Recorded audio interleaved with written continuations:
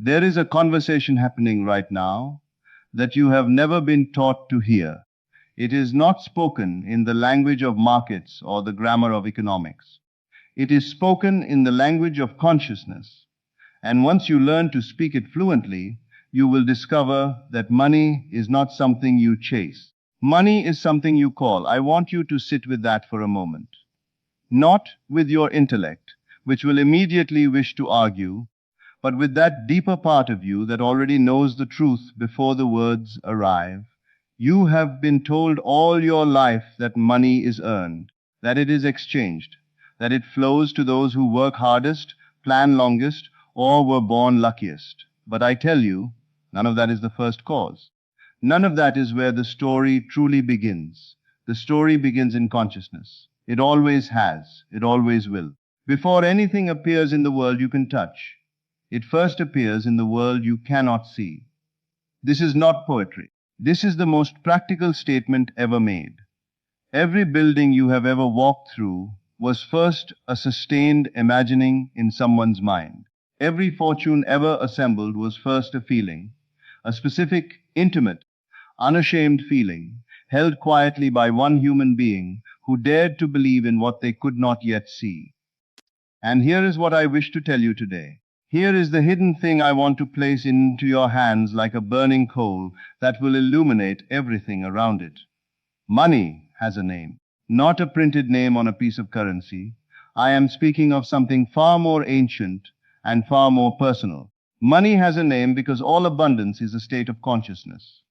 And every state of consciousness can be called the way you call a friend, the way you call a memory, the way you call the feeling of sunlight, by simply closing your eyes and remembering warmth.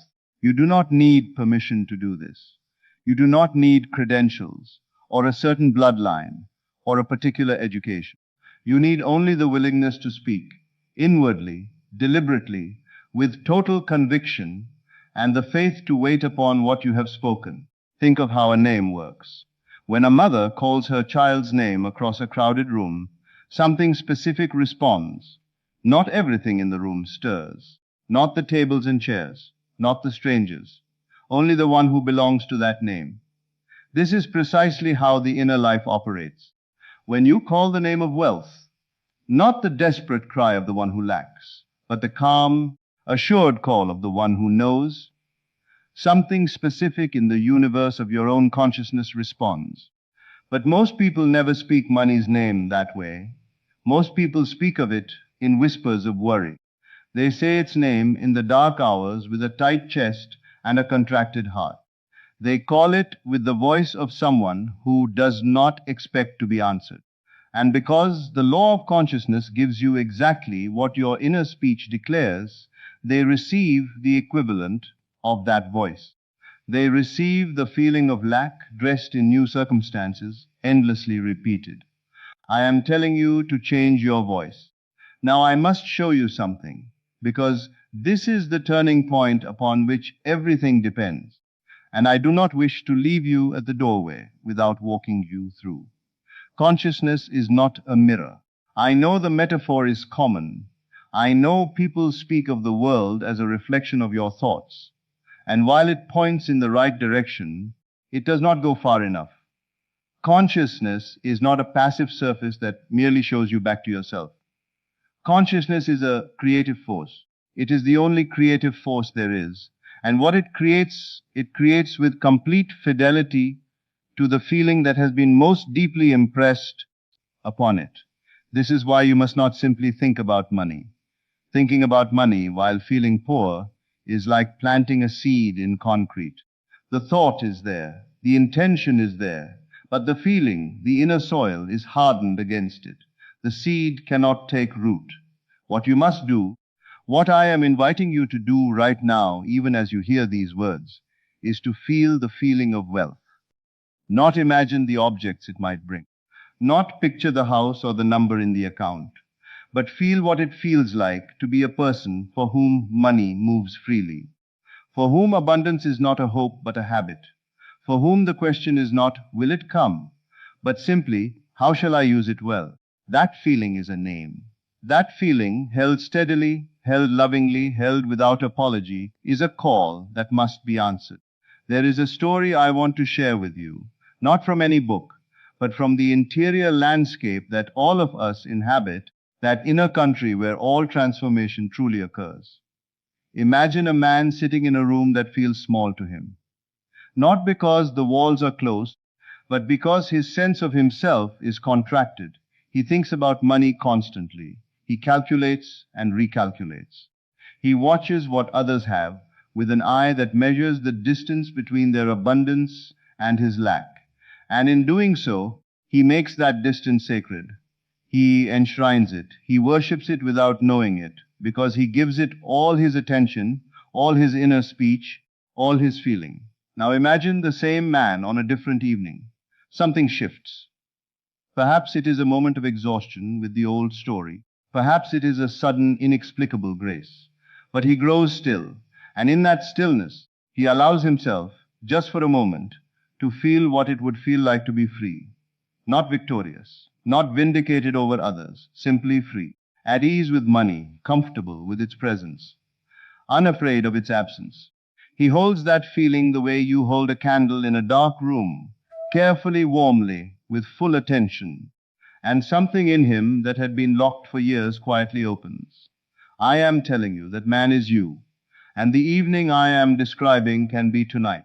You may ask, and it is a fair question, how does this work? What is the mechanism? And I will answer you, though I ask you to hear the answer with your soul, and not only your mind.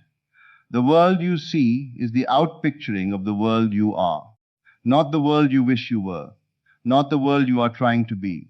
The world you are, right now, in the deep interior where no performance is possible and no pretending survives.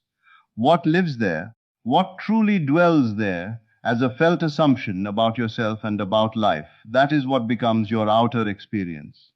Not eventually, not approximately, precisely and inevitably. So when I say speak to money by name, I mean go to that interior place. Go there not with begging and not with demanding, but with the quiet authority of someone who understands the law. And from that place, declare, not to the world outside, but to the self within, declare that you are someone for whom abundance is natural. Declare it as a fact. Let it rest in you as a settled thing. The outer world, which has no choice but to conform to the inner, will begin to rearrange itself around that declaration. Doors will open that you did not know existed. People will appear who carry precisely what you need. Opportunities will surface from directions you were not watching. None of this is magic in the superstitious sense. It is all the natural, inevitable consequence of consciousness clothing itself in form. I want to speak now about something that is perhaps the most important thing I will say today, the thing that separates those who understand this teaching from those who merely admire it. You must not love money. You must love what money represents in your consciousness. And what does it represent? Think carefully. Strip away the vanity, the comparison, the compensation for old wounds. What remains? Freedom, security, the capacity to give, the ability to move through life without the grinding weight of material fear. The simple, profound dignity of a life in which your needs are met and your generosity can flow.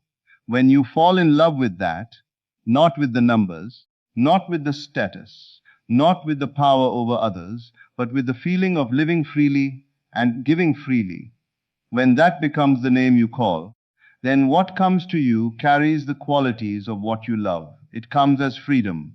It comes as security. It comes with elegance rather than anxiety. But if what you truly love, beneath all the wanting, is the feeling of winning over someone else, of proving your worth by another's measure, then what comes will carry that feeling. And it will require constant feeding. It will never be enough. Because you have spoken the wrong name, and what you have called is a hunger that cannot be filled. Speak the right name. Speak it purely. Speak it from the place in you that is already whole. You were never meant to struggle for the substance of life. I know that runs against everything you have been taught. I know the voice of your conditioning is rising right now to remind you of practical realities, of hard work, of how the world actually operates. And I am not dismissing the outer world. I am not telling you to sit still and wait for gold to fall from the sky. What I am telling you is that the outer effort, the work, the planning, the execution flows differently, moves more powerfully, and arrives at better destinations when it is animated by the right inner state.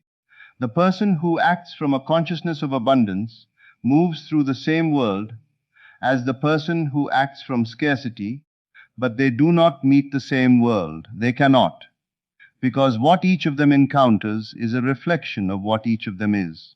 Do the work, but do it as the person you have already become on the inside. Walk into the room as someone who knows. Make the call as someone who expects. Write the proposal as someone who has already received. Let your actions be the behavior of your new self, not the desperate motions of your old one. This is the secret. This is the art.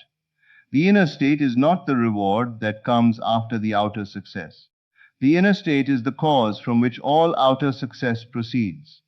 And so we come to this. The name you call money by is the name you have given yourself. If you call it scarce, you have named yourself unworthy. If you call it impossible, you have named yourself powerless.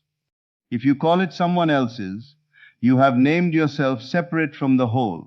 But if you call it present, if you call it flowing, if you call it natural, if you call it mine, not from greed, but from the deep recognition that you are a child of an infinite source, and that source withholds nothing from a consciousness ready to receive, then you have spoken truly. And what is spoken truly in the depths of the self must appear in the world of form.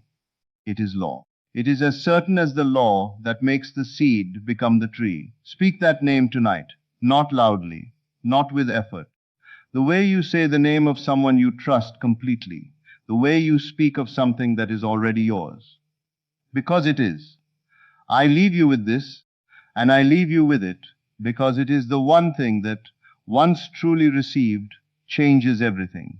You have never been separated from abundance. The illusion of separation is the only poverty that has ever existed. Beneath the circumstances, beneath the patterns, beneath the long story of not enough, there is a self in you that has never lacked anything. A self that is, in its essence, the very presence from which all things emerge. When you touch that self, when you rest there, even briefly, even for the length of one deep breath, you are touching the source from which all abundance flows. You are standing in the field before the harvest. You are holding the name before it is spoken. You are the cause before the effect. Speak from there, call from there, live from there, and watch with the quiet awe of someone who has always known this was possible, as the world that was built around lack quietly dissolves, and the world that belongs to your new name begins to rise. The name has always been yours. You had only to speak it. There is a voice you have been taught to ignore. It is not loud. It does not arrive with thunder or spectacle. It comes softly, like a door opening in a quiet house, like a candle being lit in a room you thought was empty. And yet this voice is the beginning of every change that has ever touched your life. I am speaking of the moment you stop treating money as something distant, mechanical, indifferent to you, and begin to address it as though it were already aware of your presence. For money is not merely paper, nor figures upon a screen, nor the cold arithmetic of a bank account. Money, in the world of experience, behaves like an obedient servant to your inner assumption. It takes form according to the state you occupy. It flows where it is invited. It lingers where it is expected. It withdraws where it is feared. And so the first secret is not how to chase money, but how to speak to it from the place within you where creation begins. You have been trained to look at the visible and call it truth. You have been taught to inspect the outer world and then react to it as though it were the master of your destiny. But I tell you, the outer world is only the echo.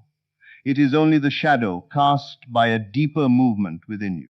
What you assume in silence, what you accept in feeling, what you habitually declare to be true of yourself, that is the seed from which all conditions rise. If you speak to money as a stranger, it remains a stranger. If you speak to money as a burden, it becomes a burden. If you speak to money as though it is always slipping away, it will reveal itself to you in the language of loss. But if you speak to it as one who knows its name, as one who understands its place in the divine order of your life, then you will discover something astonishing. It begins to move in harmony with your inner speech. Do you see what this means?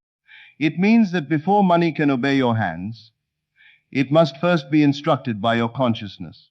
This is why so many labor endlessly and remain poor in spirit, for they are not merely working with their hands.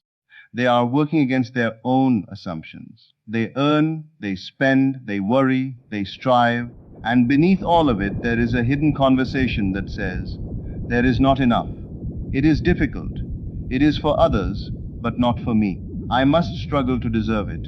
And life, always faithful, reflects that inner confession with astonishing precision. But the moment you begin to speak differently, not with mere words, but with conviction, the whole atmosphere changes. To speak to money by name is not to flatter it.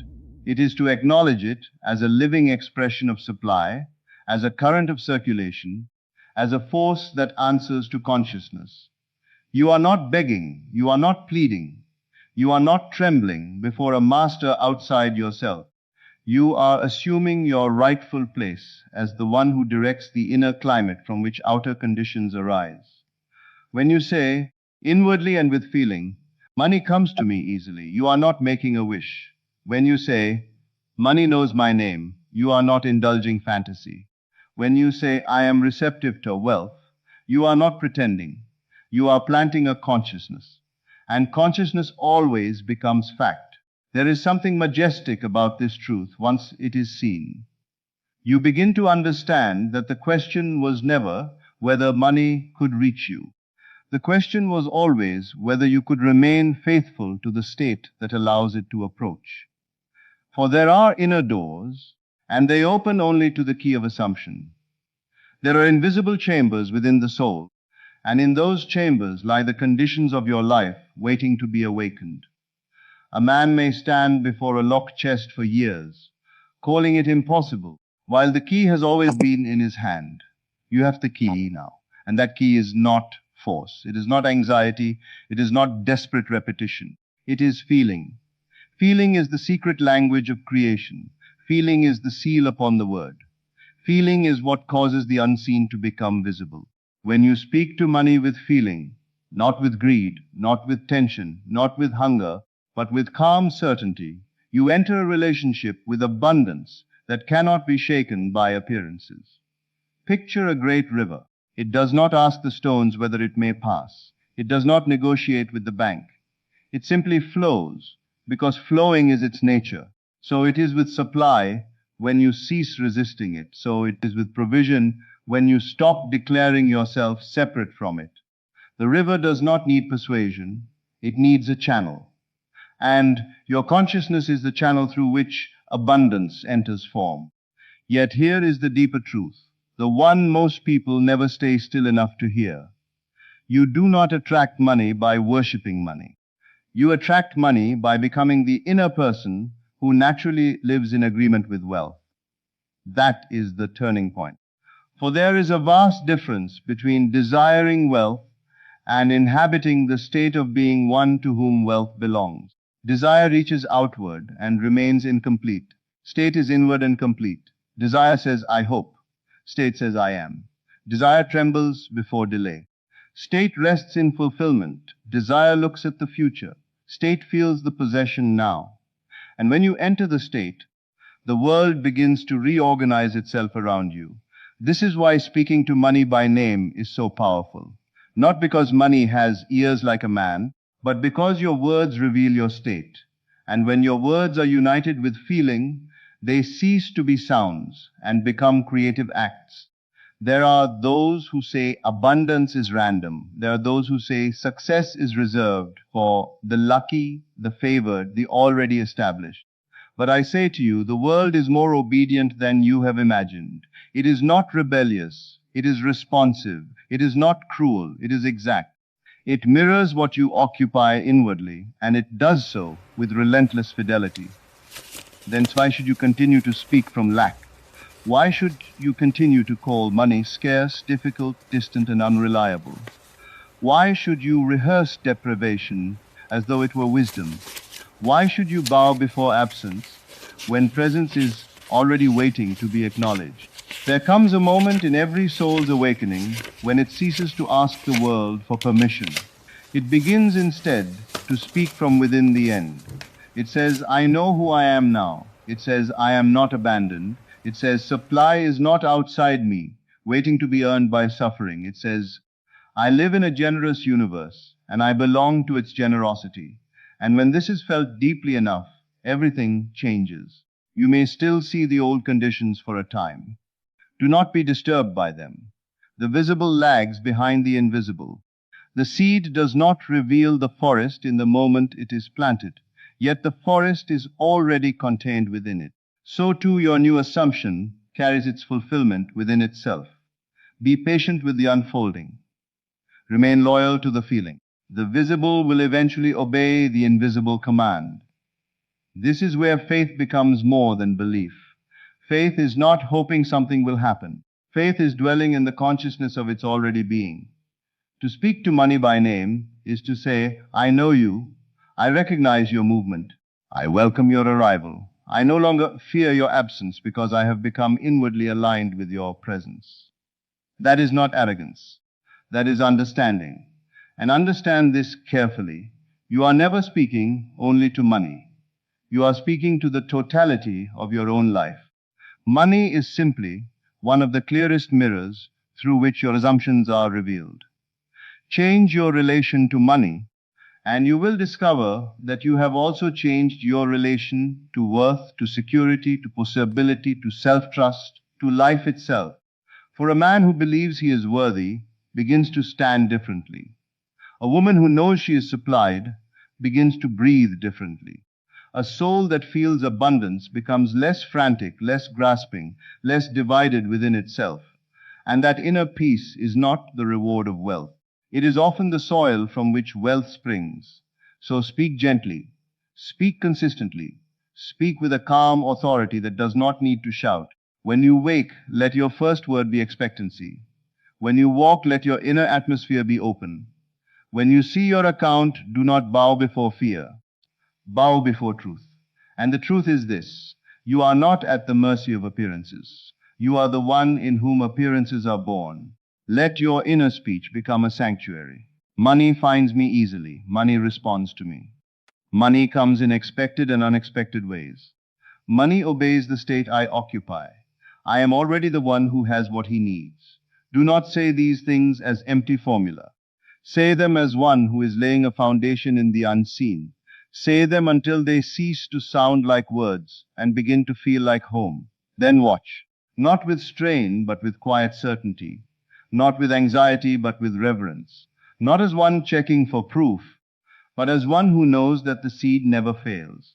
For there is a law deeper than circumstance, and that law is this: the world conforms to consciousness. The unseen becomes seen. The inward becomes outward. The spoken with feeling becomes lived reality. And when you truly understand this, you no longer chase money as though it were a fugitive. You command your inner state. You bless supply in consciousness. You speak to money by name. And in time, in ways larger and more graceful than you could have arranged, it answers. Not because you forced it, not because you begged it, but because you finally became the one it was always seeking to meet. Remain there then. Stay in that feeling. Let that be your dwelling place. For when you do, money does not merely come. It obeys.